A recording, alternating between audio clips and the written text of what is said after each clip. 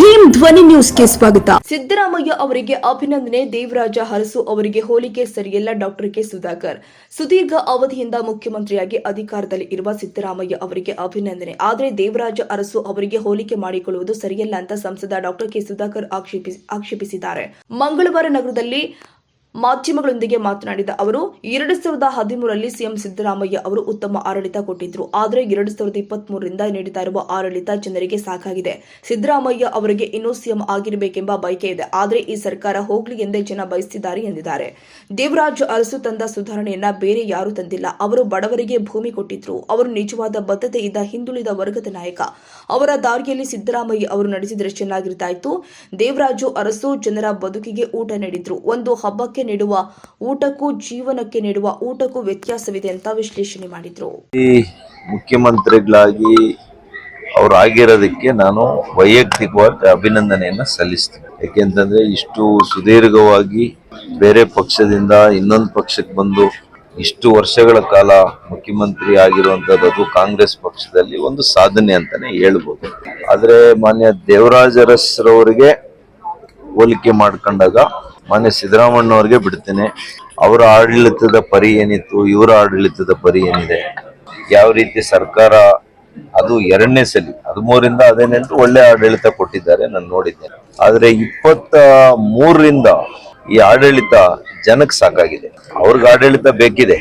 ಅವ್ರು ಇನ್ನೂ ಮುಖ್ಯಮಂತ್ರಿಗಳಾಗಿ ಇನ್ನೂ ಬಹುಶಃ ಇನ್ನೂ ಕೂಡ ಇರಬೇಕು ಅಂತ ಅವ್ರಿಗೆ ಆಸೆ ಇದೆ, ವೈಯಕ್ತಿಕ ಆಸೆ ಇದೆ. ಆದ್ರೆ ಜನರಿಗೆ ಸಾಕಾಗಿದೆ. ಕರ್ನಾಟಕದ 6.5 ಕೋಟಿ ಜನರಿಗೆ ಇವರು ಇಳಿಬೇಕು, ಇವ್ರ ಸರ್ಕಾರ ಹೋಗ್ಬೇಕು ಅನ್ನೋಂಥದ್ದು ಎಲ್ರ ಕೂಗು ಇದೆ.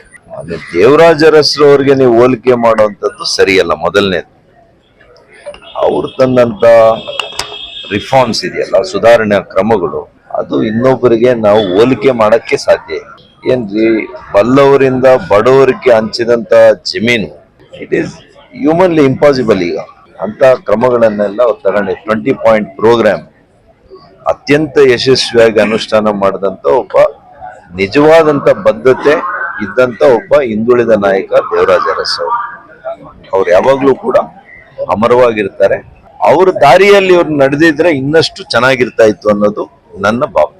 ಸರ್, ದೇವರಾಜ ಅರಸರ ಯೋಜನೆಗಳು ಮತ್ತೆ ಗ್ಯಾರಂಟಿ ಯೋಜನೆಗಳನ್ನ ದೇವರಾಜ ಅರಸವ್ರು ಕೊಟ್ಟಿದ್ದು ಜೀವನಕ್ಕೂಟ.